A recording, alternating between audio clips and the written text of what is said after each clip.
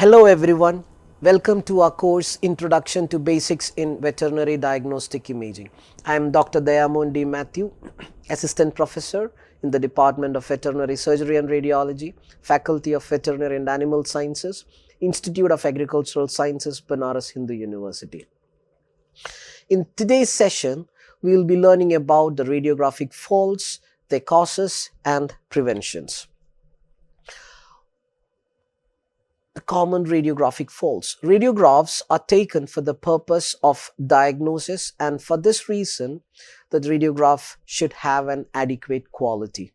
The poor radiographic technique, it can lead to underdiagnosis of disease due to missed lesions, but also to overdiagnosis where the presence of a lesion is mimicked by inadequate positioning or artifacts. It is very essential that the technical quality of a radiograph is critically assessed prior to radiological interpretation. I would say if you have a radiograph, before trying to see the lesions inside the radiograph, you need to try to understand how good your radiograph is. The quality of a radiograph should be well defined before you start interpreting it. It should have a good density, it should have a good detail, and it should have a good contrast. If you do not have a good qualities as mentioned before in the radiograph that has been presented in front of you, please do not try interpreting it. If you try to do that, you are going to miss something, or if you are going to overdo something which may not be helpful for the patient which has been presented in front of us. So always make sure that the quality of the radiograph is checked critically before you interpret a radiograph. The radiographic faults, they are very common in veterinary practice, and the usual common errors include the severe over or underexposure, suboptimal positioning, and poor radiographic contrast. These errors will result in repeated exposures and or a selection of relatively high exposure factors, thereby compromising radiation safety. First one, positioning. It is important to project the area of interest without superimposition of the limbs and tail or objects like LEDs and radiopaque positioning aids. And unintentional rotation makes image interpretation more difficult and should be avoided. One such example that I would like to say is if you are going to take a radiograph for assessing the heart of a patient, you have taken a radiograph not in a proper not after properly positioning the animal it in an inclined angle or in not in a proper positioned way, we are going to get a heart which is increased in its size, which may not be the reality inside that patient, and we would be writing it to be cardiomegaly, as a case of cardiomegaly. So rotation of thorax can cause, which means that the positioning, not positioning the patient in the right way can produce errors. Second example is rotation of the pelvis while taking a hip radiography. In such situations, one of the acetabulum would be in close contact to the cassette, and that may appear shallow and may and that can also appear to be subluxated, to have a coxofemoral subluxation. So one such thing shall be avoided always. And not only that, if the animal is not positioned properly, the reason for which we are that we took a radiograph, that becomes of no use. So the knowledge about the positioning of the patient for a particular area should be well versed with the with the technician and the radiologist before it is being taken. Good radiographs are difficult to obtain from a struggling patient. In such situations, what can be done is we can give a sedative or general anesthesia to the animal and make the animal calm, and then obtain the radiograph. But one thing that you have to keep in mind is these are the drugs which can cause severe ill effects. Anesthetics can cause severe ill effects. So make sure that prior to giving these anesthetics, the animal is well examined for its health. If it is healthy enough to receive it, you can give it after taking the consent form. The second one is to use the radiolucent form wedges and troughs, sandbags and ties to restrain the patient and for positioning the patients. In certain occasions, the rotations may be necessary, as in case to have an oblique view, but make sure that always standard views are obtained first. When an oblique view is being taken, the next thing that you have to keep in mind is the part to be radiographed, it shall be placed as close as possible to the cassette. The next is centering. The area of interest should always be present on the center of the radiograph, and this is done to avoid the geometric distortion. And it's not alone keeping the part at the center of the radiograph. It is also important to center the primary beam. The primary beam shall always cross the part that is of our importance at that time. The geometric distortion is also the reason why the inclusion of large patient areas in the primary beam should be avoided in the investigation of joint disease. The next one is collimation. It is an effective way to ensure radiation safety by controlling the area of the primary beam.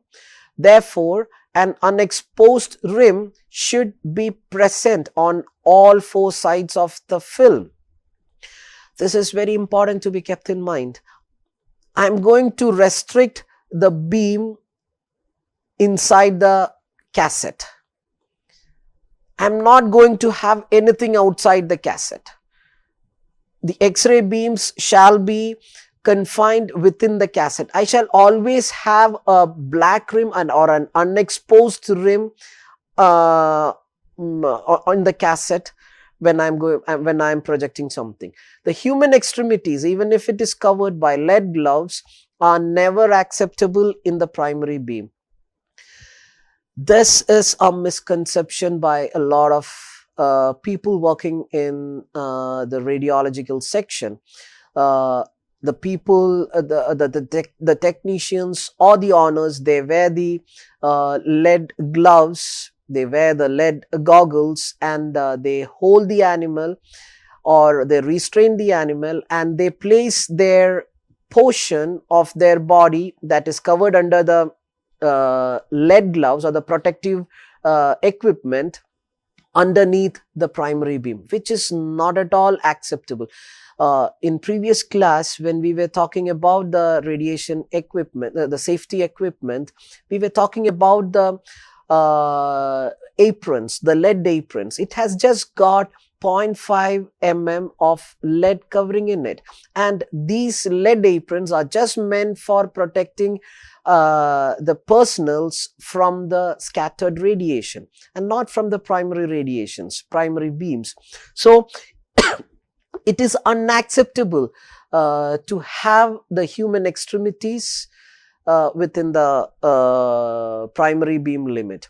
Unnecessarily larger area of primary beam also increases the amount of scattered radiation, which can in turn reduce the radiographic contrast.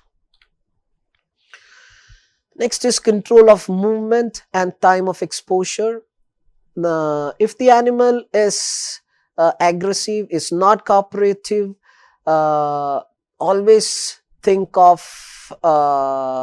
administering a sedative or a general anesthetic.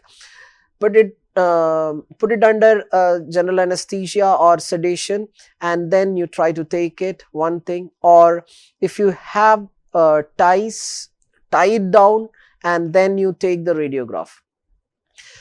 The movement control is very important when we are going to take a thoracic radiograph in dogs. Why? Because if we have to take a thoracic radiograph, especially for the structures like the liver, lungs or the heart, when the animal is panting, I'll not get a good radiograph. I'll always have a motion unsharpness seen there, which will not be of any use for me in the diagnosis. It will be blurred. The image will be blurred. So for that reason, if I can calm down the animal, wait for the animal to calm down, and then you go for the radiography. If the animal doesn't calms down, think of using a sedative or a general anesthetic. By decreasing the respiratory rate, it is also easier to time the exposure correctly to peak inspiration for thoracic views and expiratory pause for abdominal views.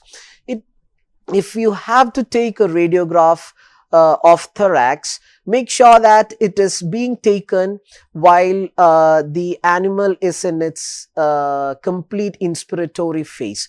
When the animal is, when the lungs is completely inflated, make sure that during that time the projection is being done. In contrast to that, if you have to take the abdominal views, try to take it during the expiratory pause. So if you have to take it during these events of respiration, it should be well within the limit of the movement. It should be well controlled so that we can time the exposure. When the animal is panting, we may not be in a position to take do the exposure at the right time, and we may not be getting a good radiograph. And to reduce this motion unsharpness, one thing that we can do in the setting is to reduce the exposure time. Give the shortest exposure time possible to reduce this unsharpness. Next is exposure. The incorrect exposures are probably the most common reason for too dark, which is otherwise called as the overexposed radiograph, or too light, which is otherwise called as the underexposed radiograph. In an overexposed radiograph, most of the people think like, if we take an overexposed radiograph against a bright light, that will be all sufficient for us to read the lesions and interpret it.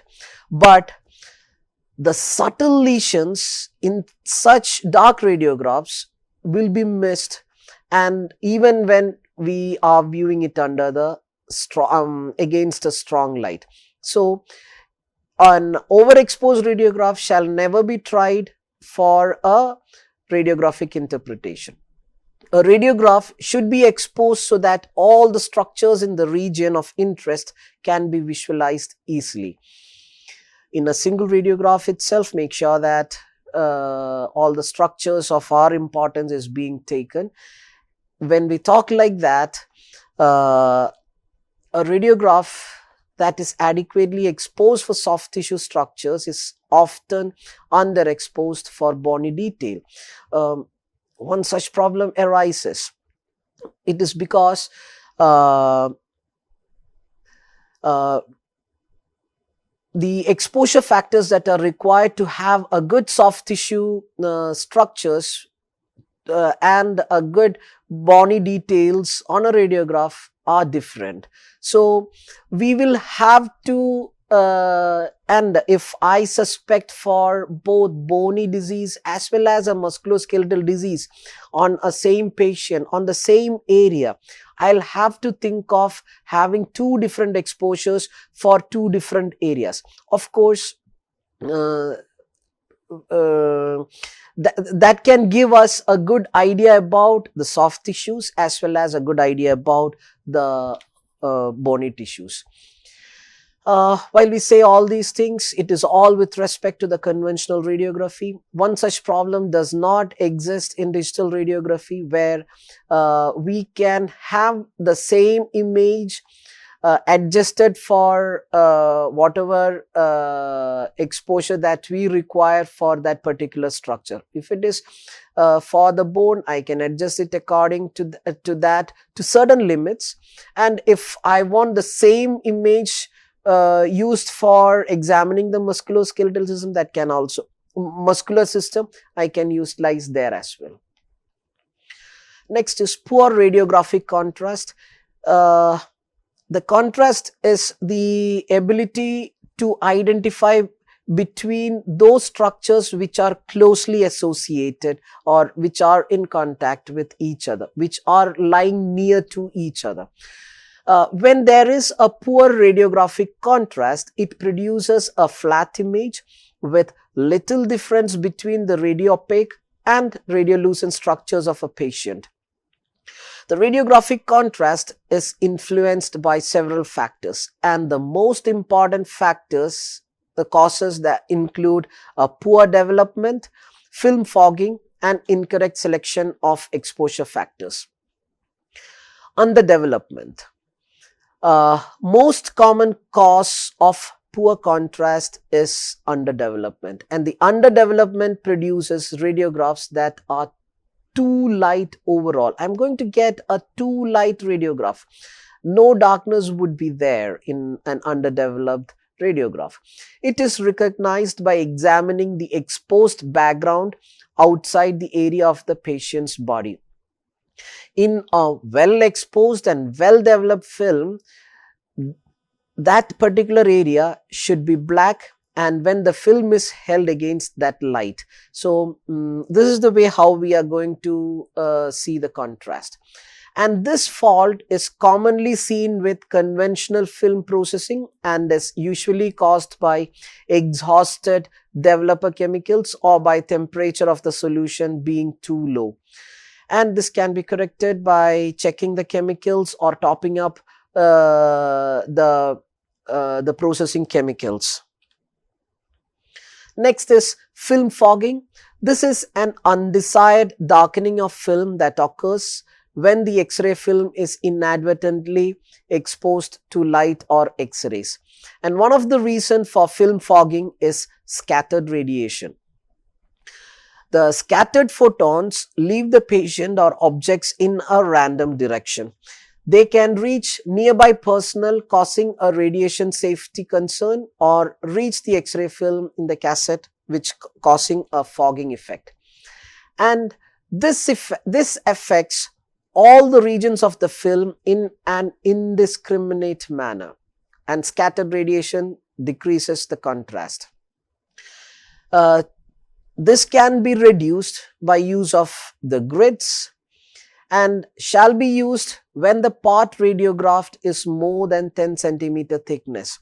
Keep in mind, if you have to use a grid, you have to use a grid if the part to be radiographed is thicker than 10 centimeters. The film fogging will result in an overall increase in exposure with poor radiographic contrast and a well exposed background. Next is exposure factors. High kilovolt settings result in a radiograph with low contrast, while low kilovolt settings result in a high contrast image. Next is marks on the film. This usually happens because of rough handling of the film, which can lead to formation of artifacts on the radiograph, and this can be in the form of scratches or crescent shaped marks. And if I'm going to have these artifacts on that area where the lesions are there or where a normal structure is there, I may misdiagnose it and may lead to a complete misdiagnosis of the condition. These can interfere with the area of interest, and it shall always be avoided. Rough handling shall always be avoided on a radiograph. The other common faults are the screen artifacts, where the presence of dust particles, hair, or other small objects causes sharply delineated white areas on the film. And the screens should be regularly examined and cleaned for reducing these screen artifacts. Here ends this session. Let us meet in the next session. Thank you.